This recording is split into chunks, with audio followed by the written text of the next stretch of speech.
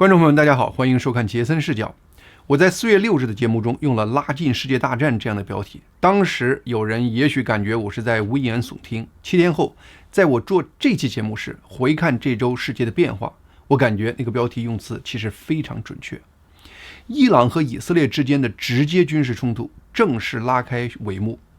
在12日周五，美国媒体就从美国情报部门获悉，伊朗会在4月12或13日对以色列发动报复性攻击。一直处于亢奋状态的美国股市12日出现暴跌。虽然从经济层面看，美国通胀数据、大银行的业绩等都是下跌的原因，但战争的确是另一个让投资人恐慌的因素。伊朗和以色列将直接发生军事对抗的乌云笼罩在世界投资人的头顶，着实让人压抑。整个13日周六，众多世界领导人都在紧张不安地关注着中东局势，关注着伊朗和以色列之间这轮报复和反报复攻击会如何展开。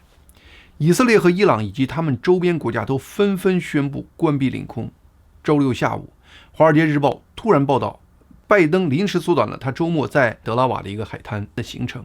紧急赶回白宫与他的国家安全团队磋商讨论中东事件。随后，世界媒体报道了伊朗在美国东部时间的周六下午4点左右向以色列发射了100多架无人机，这标志着伊朗对以色列的军事报复正式开始。伊朗的国营通讯社还表示，伊朗还向以色列发射了弹道导弹，美方也预计伊朗会向以色列发射数十枚巡航导弹和弹道导弹。伊朗国防部长还放出狠话说，哪个国家允许以色列利用其领空对伊朗实施打击，将对该国予以果断回应。对于伊朗的袭击，以色列表示，以色列军队会在伊朗无人机到达以色列领空之前就拦截他们。同时，有媒体报道，部署在中东的美国军舰及战斗机也参与帮助以色列抵御伊朗的进攻。目前，美军已悄悄打下多架伊朗无人机。是什么原因让拜登政府在对待伊朗攻击以色列的态度上，上一周和这一周发生重大转变？为何美国情报界能够如此精准预见伊朗的攻击时间？而伊朗为何在媒体报道了他的攻击时间后，依然按照美国情报部门公布的时间实施这次攻击？这场冲突升级的可能性有多大？今天我就和大家深入讨论这些话题。在我开始深入讨论中东局势前，我想先回顾和回应一下上周关于乌克兰战争的讨论。在4月6日的节目中，我有关乌克兰战争的内容引发了一些朋友的不同意见。长期关注我频道的朋友都知道，在乌克兰战争问题上，我是坚决支持乌克兰的，而且我非常尊敬乌克兰人民抵抗俄罗斯入侵的智慧和勇气。那么，我为什么会给一些观众造成那样的误解呢？回看我当时的节目，我意识到我在陈述相关观点时遗漏了一些重要的背景事实和逻辑推演过程。首先，北约秘书长斯托尔滕贝格和美国国务卿布林肯用不同的方式表达了同一个观点，希望能制定一个让乌克兰加入北约的路线图。可能有人会把这个解读为这是美国和北约准备和乌克兰并肩作战了，这样想太理想主义了。如我在上期节目中说的，在战争正在进行中就让乌克兰加入北约，那就相当于北约直接在向俄罗斯宣战。事实上，北约接纳新成员的一个重要要求是，在加入北约时，新的成员国不能有未解决的外部冲突或领土争议，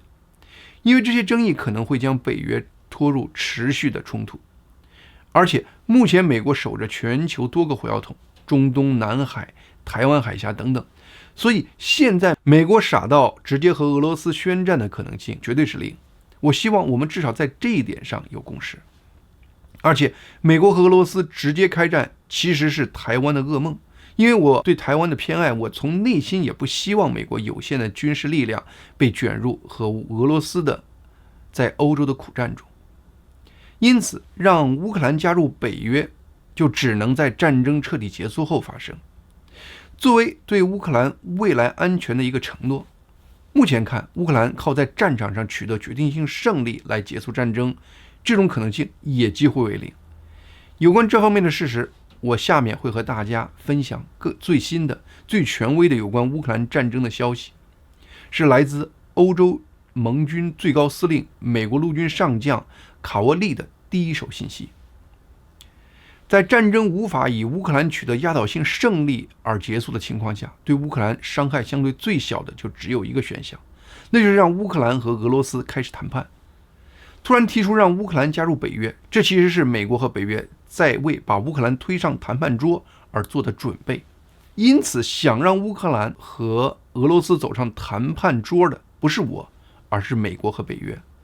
只是斯托尔滕贝格和布林肯，人家是职业外交官，人家会用美好的外交辞令表达出来，说什么我们在讨论如何架起乌克兰通往北约的桥梁等等。所以推行绥靖主义的不是我不过是看到这点后说出来的人而已，我不过是个传信人罢了。上面这个逻辑推理过程是我在上期节目中遗漏掉的。那么目前乌克兰战争的实际情况是什么呢？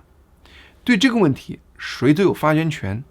海外许多中文观众是支持乌克兰的，因此网上一些中文自媒体人为不伤害这些观众的感情，也尽量不分享那些让大家不愉快的消息。结果是海外中文观众群中有部分人可能对目前乌克兰战争的认知和实际情况出现了一些滞后。美国陆军上将卡沃利是2022年7月以来美国欧洲司令部司令和欧洲盟军最高司令。过去近2年，卡沃利的核心工作就是全方位关注目前欧洲2战后最大的这场战争——乌克兰战争。因此，目前应该很少能找到比卡沃利上将更能准确了解乌克兰战争双方情况的人了。4月10日，美国众议院军事委员会召开了一个听证会，专门了解有关美国在欧洲的军事和国家安全方面的挑战。卡沃利上将就是在听证会上发言的2个专家之一。卡沃利上将在发言中提供了一系列有关俄罗斯和乌克兰现状的最新消息和数据。首先，卡沃利是这样评价俄罗斯的：尽管俄罗斯军队存在明显的缺陷和功能障碍，但是相对于乌克兰，俄罗斯依然是在人员、资金和武器的数量和质量上都占绝对优势的大国。因此，俄罗斯对乌克兰作为国家的存亡依然构成巨大的威胁。在目前这场已经进行了2年多的战争中，俄罗斯的战略力量、远程航空、网络能力、太空能力和电子战能力几乎完全没有损失。虽然俄罗斯空军的确损失了一些飞机，但也只占俄国空军力量的10%左右。俄国海军的黑海舰队的确遭受了重大损失，但是俄罗斯在其他区域的海军依然强大，而且目前俄罗斯海军在世界其他地方非常火药。俄罗斯陆军的确在这场战争中遭受了重大损失，损失了2000多辆坦克，有31.5万名俄国士兵受伤或死亡。然而，俄罗斯重建陆军的速度却远远超过了美国原来的估计。现在俄罗斯军队的规模实际上比入侵乌克兰时还增加了15%。在2023年中，俄罗斯已经将它前线的兵力从36万增加到了47万，而且俄国还计划提高征兵年龄限制，进一步把俄军扩张到150万人。因此，卡沃利上将认为，无论乌克兰战争的结果具体是什么，俄罗斯在战争结束时都会比2022年2月战争开始时更强大、更致命，也更加蔑视西方。与俄罗斯的情况相反，没有西方支持的乌克兰目前面临崩溃的危险。卡沃利上将说，乌克兰现在火炮的攻击数量和力度和俄罗斯相比是1:5，几周后这个比例会迅速变成1:10。卡沃利强调说，我说的不是几个月，而是几周的时间。我们说的不是假设，而是事实。火炮是战场上最大的杀手。如果我们不给乌克兰提供火炮炮弹，乌克兰打完目前的炮弹，他们就真的没有炮弹了。如果我们不能继续援助乌克兰，乌克兰会很快打光他们现有的炮弹和防空导弹。我无法预测未来，但我可以做简单的数学运算。根据我从军37年的经验，如果一方有炮弹可以打，而另一方无法还击，只能挨打的一方基本就输定了。卡沃利还说，美国是乌克兰地面防空系统的主要供应者，随着乌克兰防空导弹越用越少，俄罗斯对乌克兰频繁发动的大规模导弹和无人机攻击会对乌克兰越来越致命。如果美国不提供防空导弹，乌克兰的经济、社会和军事都将陷入瘫痪。最近我在互联网上看到的有关乌克兰战争的消息和卡沃利上舰描述的情况完全吻合。在乌克兰防空系统越来越弱的情况下，俄罗斯空军现在已经敢肆无忌惮地在乌克兰上空飞行进行轰炸了。俄罗斯对乌克兰基础设施攻击的成功率也越来越高。以前基辅是被西方提供的防空系统严密保护的，但是4月11日，俄罗斯竟然成功炸毁了基辅最大的发电厂。在同一天，俄罗斯还成功袭击了乌克兰2个地下天然气储存设施。这2个天然气储存设施的规模大到什么程度？这次攻击直接推动了欧洲天然气期货价格上涨了 9.5%。3月份，乌克兰平民因俄罗斯轰炸的死伤人数比前一个月增加了 20%。另外，俄罗斯对哈尔科夫的持续轰炸几乎让这个乌克兰第2大城市瘫痪，这严重打击了乌克兰的经济。在社交媒体上，一些来自乌克兰的专业支持乌克兰的网络大 V 最近也少见的发消息表示，俄军正在前线各个地区成功推进，这让越来越多的人担心乌克兰军队已经接近整体崩溃的边缘。其实乌克兰战争进入目前的状态，拜登政府难辞其咎。华尔街日报专栏作家詹金斯在4月12日发表文章，标题是川普对乌克兰的策略其实和拜登一样。他提到，很多人认为拜登比川普更支持乌克兰，实际上2个人的差别只是说话表达方式的不同。在实际行动上，拜登和川普其实都希望乌克兰战争进入一个冻结状态。最明显的例子是2022年后期，当乌克兰在战场上处于优势时，当时乌克兰完全有希望一鼓作气击溃俄军，但是拜登因为担心激怒普京，乌克兰想要 F-16 战机，拜登不给；乌克兰想要美国的射程更远的导弹，拜登不给。后来给了射程比较短的，还不允许乌克兰直接攻击俄国本土。乌克兰一直希望北约能够提供高性能的坦克，美国和北约迟迟不同意，等到最后同意时，一切都晚了。在拜登迟疑的那关键的几个月，俄罗斯在前线成功构建了一套严密的防御工事，迫使战争进入冻结状态，间接给俄罗斯提供了目前反攻的机会。前些日子，《华盛顿邮报》报道了川普的秘密乌克兰计划。从目前的结果看，川普的计划和拜登实际做的是大同小异。让人揪心的乌克兰局势，我在上期节目是欲言又止。但是从一些朋友的反馈来看，我意识到并不是每个人都清楚目前战局有多严峻。有些人对我竟然提出乌克兰有谈判的可能性，感觉很气愤，说我是绥靖主义。我完全可以理解大家的心情，但是历史自有其规律，历史很少在意人的情绪。宋朝是中国历史少见的一个文明时代，时常处于文化发达、百姓富足的状态，但是在蒙古人的快马利剑下，宋朝却迅速土崩瓦解。为什么？野蛮和文明是人类定义的。人们都说蒙古人野蛮，杀人无数，但是他们的快马利剑却真实的一塌糊涂，不需要任何人用语言辩论来证明。他们的马就是快，风驰电掣；他们的飞剑就是锋利精准，瞬间夺人性命。而代表文明人的南宋，杭州的暖风不但吹软了他们的骨头，也模糊了善恶的界限。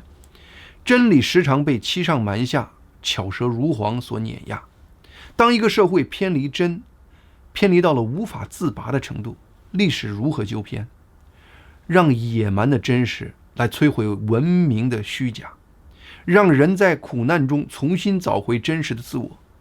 这会不会就是历史强迫人类纠偏的那个过程呢？历史如此，我们当今所处的这个时代又何尝不是这样呢？当代世界连人类最基本的概念都可以被人自己随意定义，善恶美丑好坏，一切都变成了相对概念。善固然重要，但是完全偏离了真的善，不是真正的善。这个视角帮助我平复了很多我对历史安排的哀叹。下面我们回来讨论伊朗和以色列的军事冲突。我4月6日的节目中提到了4月1日以色列轰炸伊朗驻叙利亚的领事馆后，伊朗直接联系拜登政府，表示一定会报复以色列，并警告拜登政府不要在伊朗报复以色列时介入进来。伊朗官员后来在 X 平台上表示，美国政府只是提醒伊朗在报复时不要攻击美国的设施和人员，却没有提及不许伊朗攻击以色列。美国如此回应，就如同明确把底牌告诉伊朗，我最关心的是你别攻击我美国，我不关心你是否攻击以色列。随后拜登政府发言人承认双方这个私下的通气过程。但是在过去几天，美军却突然宣布会把更多的战力部署到中东。根据报道，一些美国和英国的战斗机已经被重新部署到中东地区。美国艾森豪威尔航空母舰已经向北穿过红海驶向以色列。这艘航母有拦截导弹和无人机的能力。同时，另外2艘装备了导弹防御系统的美国驱逐舰也被调往以色列。4月12日，美国中央司令部的库里拉将军特意前往以色列，和以色列国防部长加兰特一起讨论伊朗可能发动的攻击，以及以色列和美国该如何应对。同时，拜登总统也明确表示，我们将认真对待我们对以色列国防和自卫的承诺，并警告伊朗不要轻举妄动。为什么在1周的时间里，拜登政府突然就从默认伊朗报复以色列转变为要保护以色列呢？首先，这个态度转变间接体现了拜登政府内部的某种混乱状态。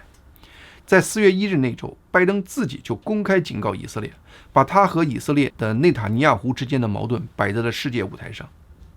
伊朗政府看见了，所以他们才会给美国政府私下发那封信，确认美国的中立态度。同时，拜登政府的官员也看到了拜登的态度。拜登政府中本身就有大量的左派人士，这些人的意识形态底蕴都是支持巴勒斯坦、反对以色列的。因此，可以预见，拜登政府中很多官员很高兴看到拜登和以色列的对立态度。他们对此的解读就是，美国以后不该再保护以色列了。华盛顿邮报报道，美国国防部长奥斯汀4月3日和以色列国防部长加兰特通话，直接抱怨说以色列攻击伊朗前竟然没有和美国通气儿。但是毕竟对以色列的保护已经是美国几十年的基本国策了。但是美国在以色列问题上中立，其实就是在鼓励和纵容伊朗对以色列的报复强度。我在4月6日的节目中点明了这一点。拜登政府内部应该也有人很快意识到这样做有多危险。虽然美国表不表态，伊朗都会报复以色列，但是美国的不同态度却很可能决定伊朗报复以色列的方式和力度。位于强敌环绕中的以色列，他对任何攻击都会强力报复。以色列保持这样的强人形象非常重要，那是关乎以色列存亡的形象工程。因此，以色列对伊朗的报复威胁立刻回应说，对伊朗的攻击一定会给予相应的回击。如果伊朗从伊朗本土发起对以色列的攻击，那么以色列也会直接攻击伊朗本土。而且以色列声称他们的反击会对伊朗造成毁灭性的打击。无论以色列毁灭性的具体定义是什么，它和伊朗这种你来我往的互动行动是绝对的危险，搞不好就可能将中东冲突推向失控的新高度。中东一旦出现乱局，大概率会引发世界经济领域的连锁反应，油价、利率都会大幅飙升。一旦美国物价再次因为能源价格开始快速上涨，整个美国股市和房市期盼已久的美联储降息也将随之破灭。由此引发的物价飞涨、经济低迷，会是再任美国总统的噩梦。这样的情况如果延续到美国大选前期，拜登总统连任的梦想也基本泡汤了。在过去1周，美国情报部门收到大量情报，确认伊朗大概率会在4月12和13日发动对以色列进行报复性攻击。伊朗和以色列之间的这个恐怖多米诺骨牌的第一块，眼看就要被推下去了。第一张牌一旦被推倒，以后美国就很难控制局面了。此时拜登政府唯一能做的就是快速高调宣布美国会保护以色列，并派出美国空军和海军前往以色列附近。美军这么做有多个原因。首先，他对伊朗是个威慑，让伊朗在报复的过程中悠着点，不要做得太过分。更重要的是，和以色列站在一起还有两个另外的好处。一方面，可以用美国海军上的导弹防御系统来帮助以色列避免伊朗的报复攻击对以色列造成重大人员伤亡。如果以色列出现重大的人员伤亡，以色列政府迫于内部民意，将不得不强力还击伊朗，让事态升级。那另一方面呢，美国和以色列站在一起，也方便美国对以色列如何回应伊朗施加影响力。美国国防部长奥斯汀4月11日再次和加兰特通话，告诉以色列可以期望美国会全力保护以色列，免受伊朗的袭击。加兰特当然知道奥斯汀背后的意思，也婉转再次回应说，以色列需要对伊朗的直接攻击做出适当的反应，不然以色列以后在中东这块日子就很难混了。华尔街日报4月12日报道说，拜登政府告诉以色列，让他们在实施任何对伊朗的报复行动之前，首先要通知美国，而美国对以色列能采取什么样的报复行动要有发言权。伊朗也注意到了拜登政府的态度变化。美国新闻网站 Axios 4月12日引述3名美国官员的消息说，本周早些时间，伊朗通过多个阿拉伯国家向拜登政府发出消息，警告美国说，如果美国卷入以色列和伊朗之间的战斗，美国在中东各地的军事设施都会受到攻击。但是这几个阿拉伯国家为伊朗传递的消息并没有说清楚伊朗对美军介入的定义到底是什么。是美军帮助以色列拦截伊朗的导弹就算介入呢？还是只有美军参与以色列的对伊朗的军事报复行动才算参与？如果伊朗就因为美军帮助以色列拦截导弹，就直接或鼓动他的中东扶植的这些民兵势力攻击美国在中东的军事设施，那么美国就变成了不得不回击的一方。如果那样，美国就把自己从拉架的变成参加打群架的了。那么与此同时，有多家媒体报道，伊朗高层对下一步如何走也是举棋不定。伊朗必须报复以色列，一方面是迫于伊朗国内的压力，另一方面，伊朗在他扶持的众多中东民兵小弟面前也不能显得太凶包了。但是伊朗拥有一个古老民族的基本特点，老谋深算。伊朗清楚他的半斤八两，所以他绝对不希望和以色列发生全面军事冲突。据美国财经时报4月12日报道，伊朗已经向他的盟友，特别是阿曼明确表示，他对以色列的报复将会是精准的，会避免引发全面的地区冲突。了解伊朗和阿曼这次谈话的人员把谈话的内容透露给媒体，包括伊朗在谈话中表示不太可能针对该地区的以色列外交设施进行报复，而且透露消息的人还表示，美国情报部门会得到攻击目标的详尽和具体情报，美国掌握的这些情报会让以色列有机会做好防御准备，以避免出现大量以色列人员伤亡。综合这些媒体的报道，我们不难理解美国情报为何如此精准，因为那很可能是伊朗有意喂给美国的，好给以色列时间提前做好准备。同时，伊朗也严格按照美国媒体报道的时间进行攻击，也就变得非常好理解了。基于这样的分析，如果没有意外，这场冲突升级失控的可能性应该不大。在未来几天，我们会看到很多导弹会飞来飞去，中东一些国家的天空中，导弹和防空导弹碰撞后会绽放出一些耀眼的火花，但是最终大家会骂骂咧咧的各自回家睡觉。就在我拍摄这期节目的前一刻，我看到《华尔街日报》的报道说，伊朗联合国代表团称伊朗的军事行动已经结束了，并且说如果以色列政府再次犯错，伊朗的反应将更加严厉。另外，这是伊朗和以色列之间的冲突，美国必须置身事外。看来果真如我们前面分析所料的。